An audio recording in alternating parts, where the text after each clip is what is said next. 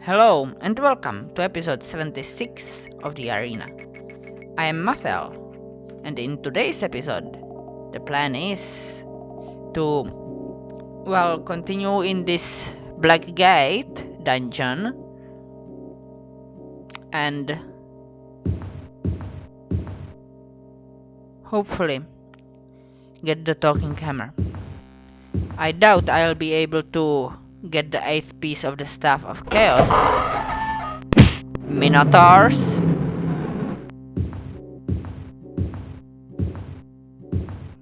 Okay,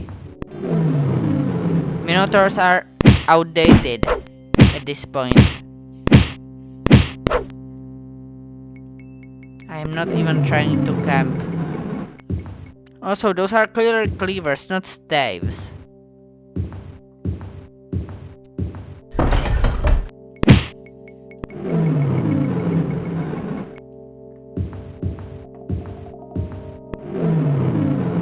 An insult to my abilities, but I just saw a Minotaur come through it.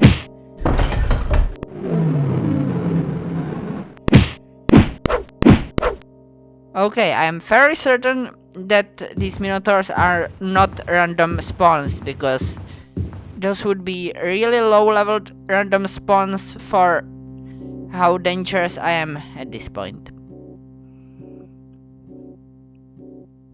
Sure, I may not be as powerful as, let's say, a mage at the same level, or even better, a knight, but I am still growing in power. Is it the correct warhammer, or is it just a random warhammer? Because technically that hammer I am supposed to bring is, well, a hammer. So, also let's see. Plus 10 to speed, minus 2 AR, minus 1 AR. Let's drop the claymore. Or, let's say the dagger, because that's worthless than a claymore.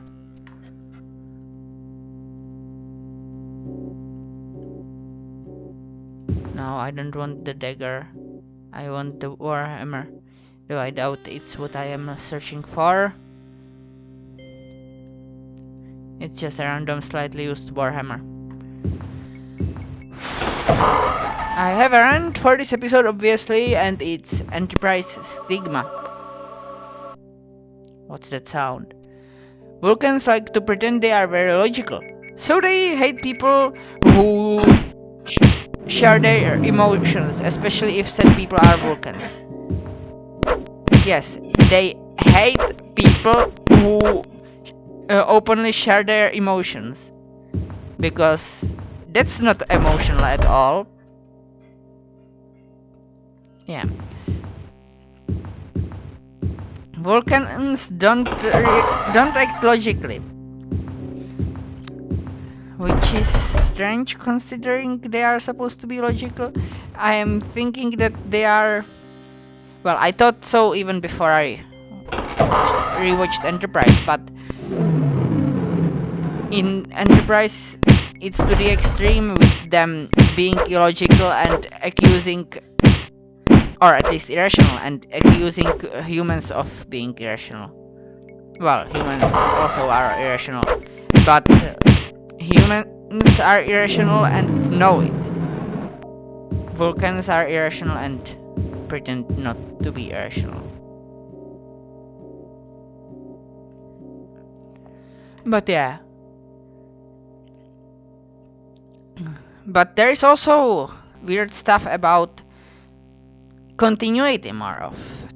You see, in other series of Star Trek, where there are Vulcans, at least, which means the original series, Voyager, mainly, well, it seems like pretty much any Vulcan can do a mind meld. But it's said in Stigma that only a certain minority of Vulcans can do it, and any can accept. So, Did it change between Enterprise and the original series? Or are the Vulcans here just lying?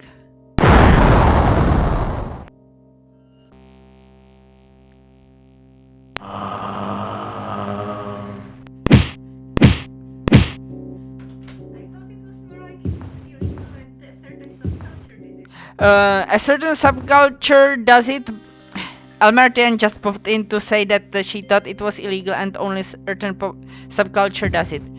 And well, while that's technically true that only a certain subculture does it and that it is illegal, it is also explicitly stated that most Vulcans are not capable of it in episode The Stigma of Enterprise. It is explicitly stated. Which is why I am confused, because in later series it seems like any Vulcan can do it.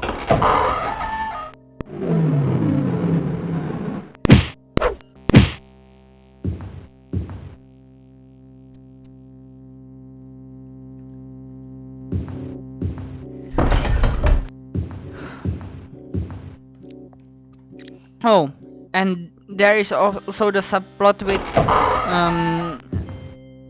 Flox's wife wanting to have fun with Trip, which Trip doesn't like, mainly because she's Flox's wife, and he's been taught to not mess around with other man's wife. Now, him upholding his beliefs is commendable. What is stupid is that he's complaining about it to Phlox rather than Phlox's wife. So she's not going to stop because she doesn't know he doesn't. It's against his beliefs, and Phlox sure isn't going to stop her from having fun.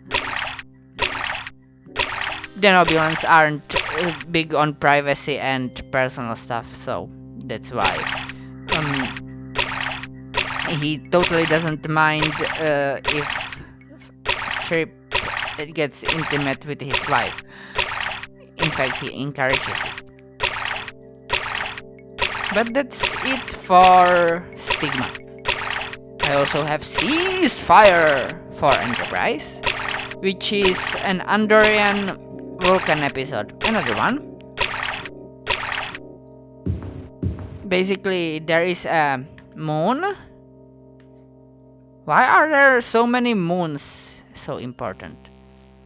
Well, there is a moon which Vulcans and Andorians are fighting over. Basically, Andorians colonized it. It's close to Vulcan territory.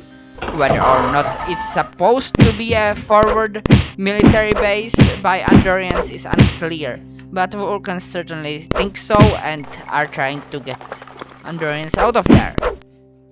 Who is correct in this is unclear, and I am not going to judge it. That's politics, even in the air. But what I am going to judge is the weapon stuff. Because Soval, the ambassador of Vulcans, at one point in the episode got shot with an Andorian weapon and only got a minor burn. Okay, apparently the weapon was set to stun. Later, however, Archer picks up one of said weapons and aims it at an Andorian officer and says he doesn't know if it's set to stun. And she says that it does not have a stun setting. So apparently these weapons don't have a stun setting.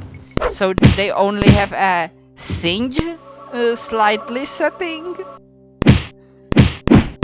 Why would you have a weapon that can only slightly singe the enemy rather than kill them? That's not a very good weapon of war.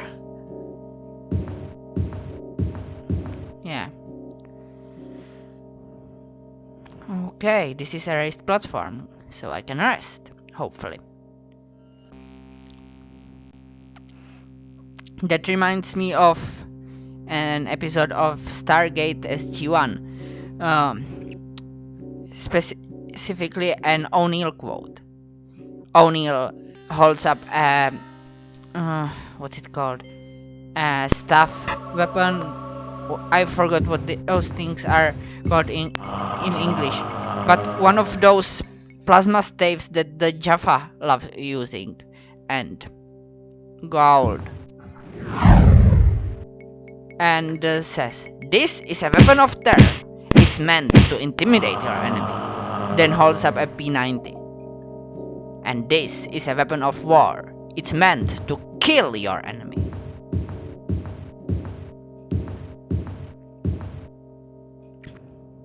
And again, the point in it is that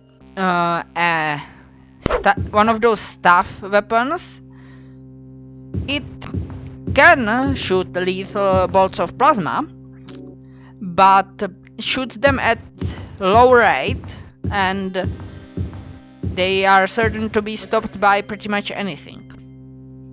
While a P90 shoots a lot of tiny lead bullets which will penetrate Jaffa armor and most human armors too. They aren't guaranteed to penetrate modern armors, but quite likely. So, yeah.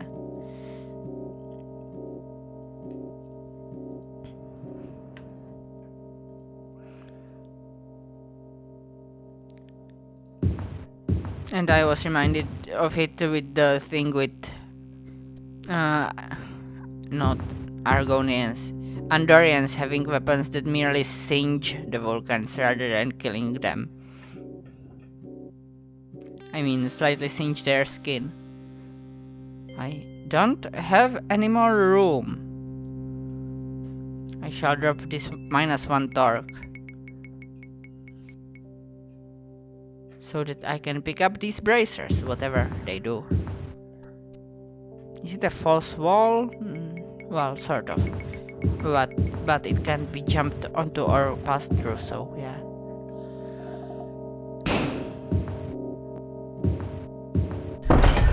Oh, it's just some robes with a skull in them. Who's moaning at me, and from where? The ghouls! Ouch.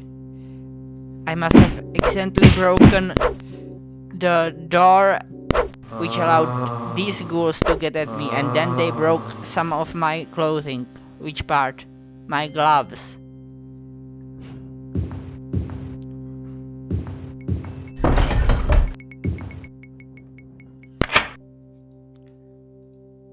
So let me drop the gloves so that I can pick up whatever this is.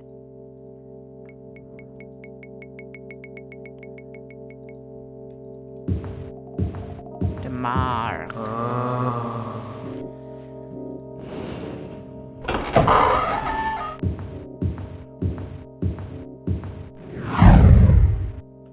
I don't know who is shooting at me. A Medusa, apparently.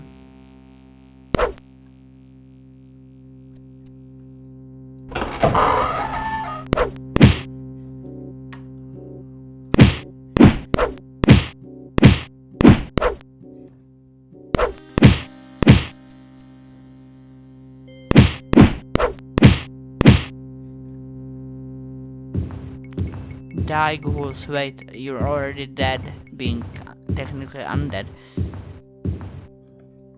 So, get slain. Well, no, that's still dying. Get slashed to bits.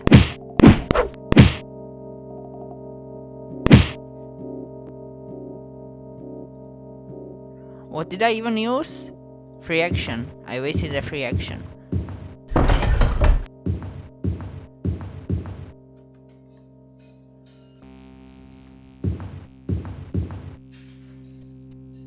Another insult. Adding insult to perjury. Or perhaps adding assault to perjury. Instead of adding insult to injury. Too early.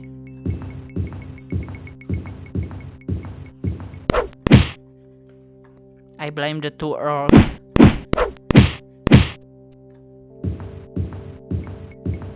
That own the tokamak. Wait, are there any tokamaks earned by a pair of earls even? Probably not. Tokamak is a type of thermonuclear reactor and I see something moving in the darkness, so I will shoot it. Almost new.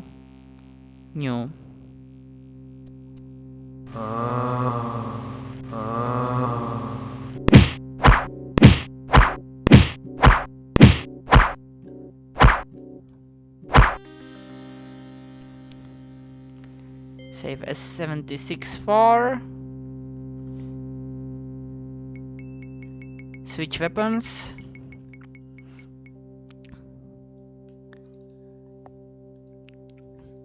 And jump over.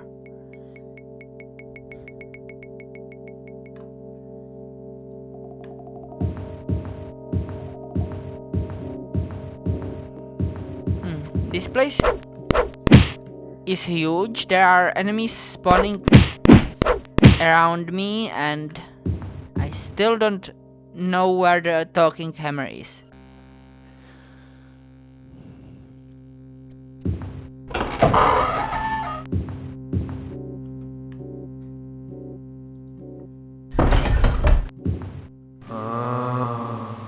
I preferred fighting minotaurs. They didn't give me a bunch of diseases.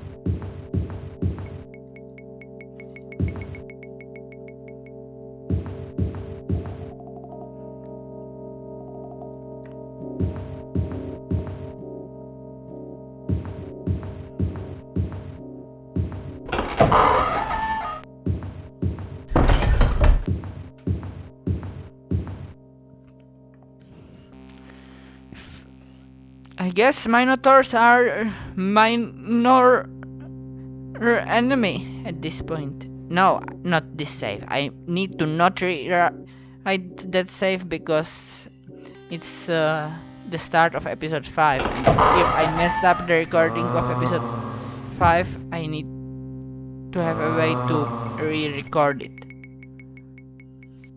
I hope I didn't mess it up, but it's plausible that I did.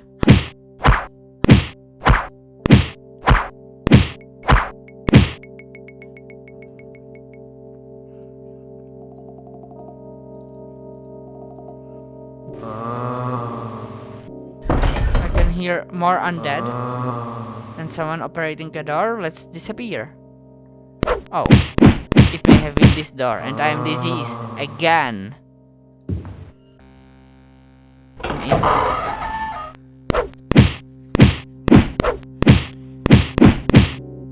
So many ghouls.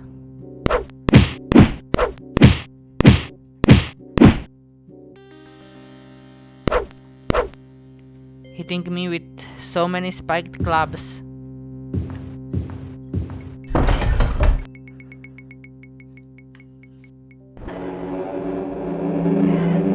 A key? A ruby key. I didn't even know I was searching for a key. Okay. That means I'm now searching for a ruby keyhole.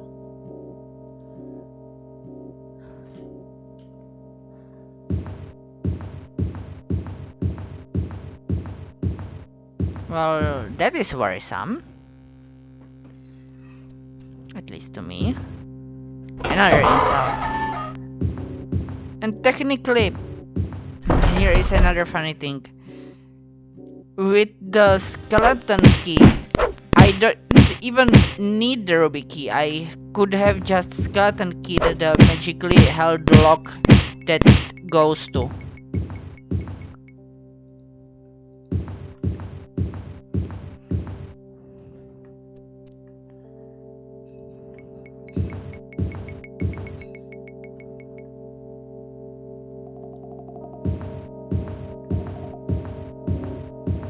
Okay. There's a secret room over there, but I would prefer not swimming.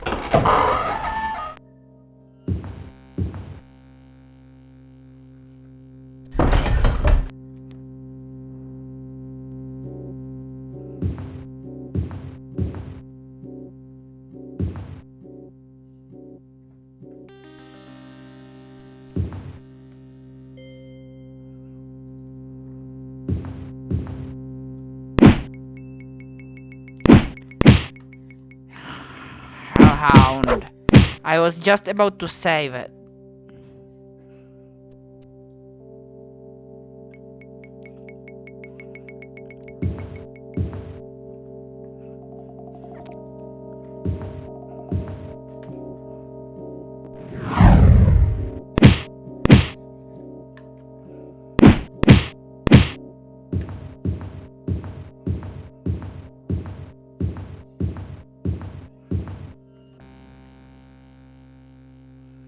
I don't think this is a jumpable place.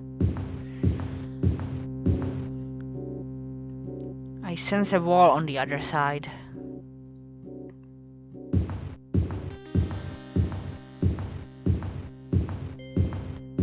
Hopefully I'll at least level up soon. This is a wide place.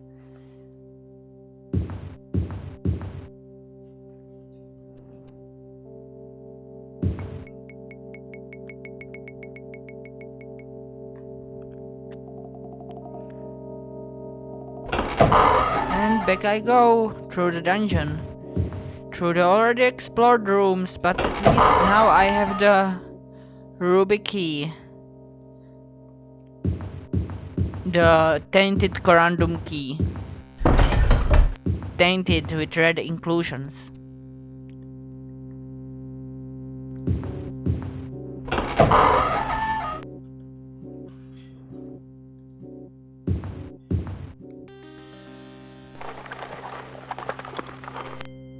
Is it skeletons? Medusa! Of Medusal. Serving King Theodan.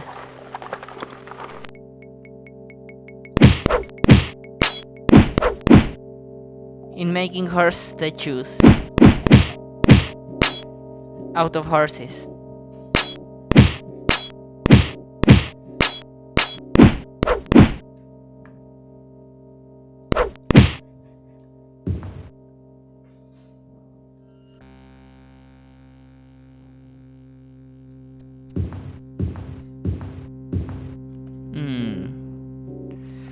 Mordor.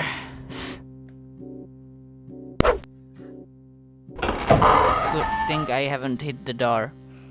I would prefer not using up my weapon on smashing doors.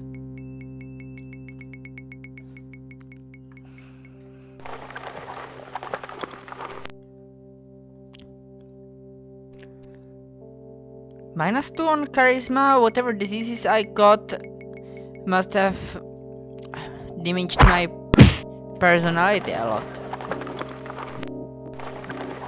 Perhaps making me look like a ghoul. Or a zombie.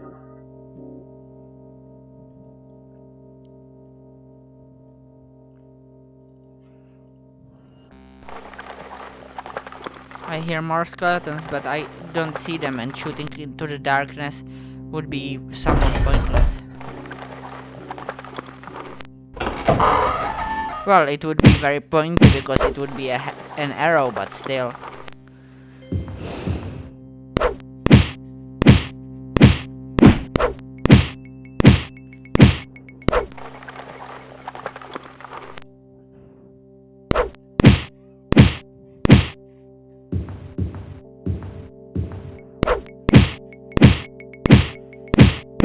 I need to separate your spine.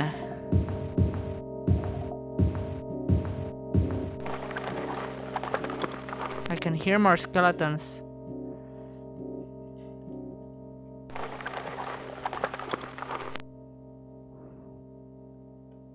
Can't rest here. Enemies nearby.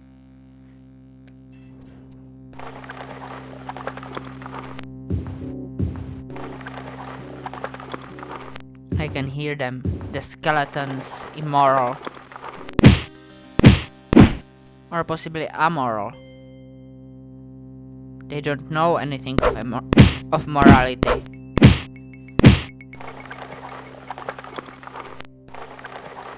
I shall shoot this one, and it will probably remember how to turn corners.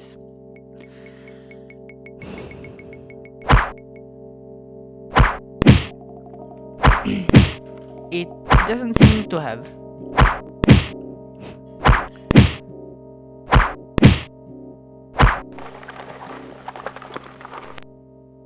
Let's see if I can rest now.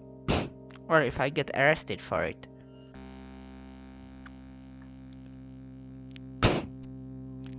I know that in Daggerfall, if you try to rest in a town outside of a valid resting place, you get attacked by guards for loitering. Oh wait, it was supposed to be 6, but 76.9. Rest until fully healed. I am healed.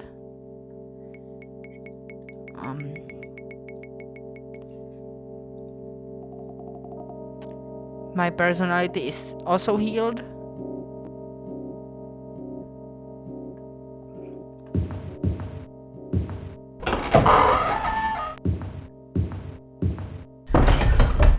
Let's see what's in here.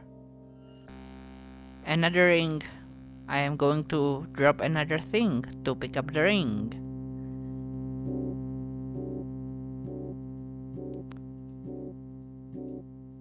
The belt of dwarves, I think.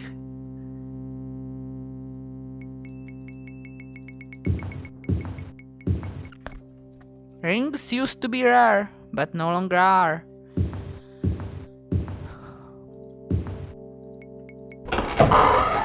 At least I am in the skeleton zone. He says as he's about to fight a ray.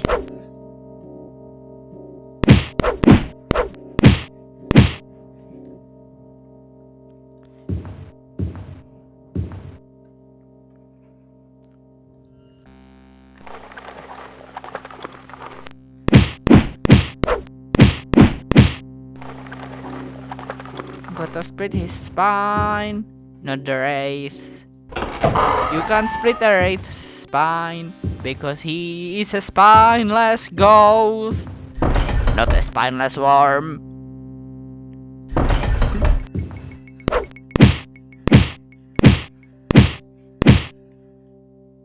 And even if he was a spined ghost, it's hard splitting something that isn't tangible.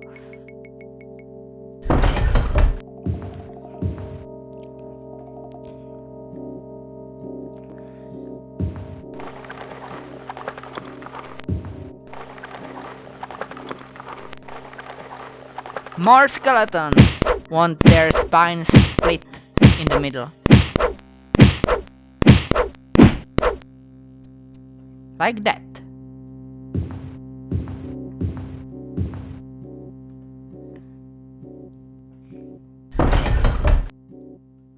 An insult to my abilities.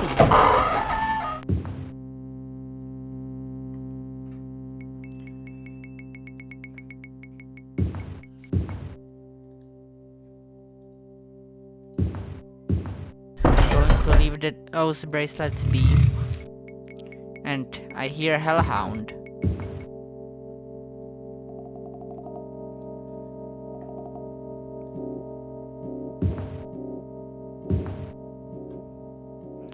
There is a door on the other side of the wall.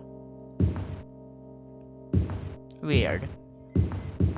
But that's the end of this episode. See you in the episode 77. After I save, of course.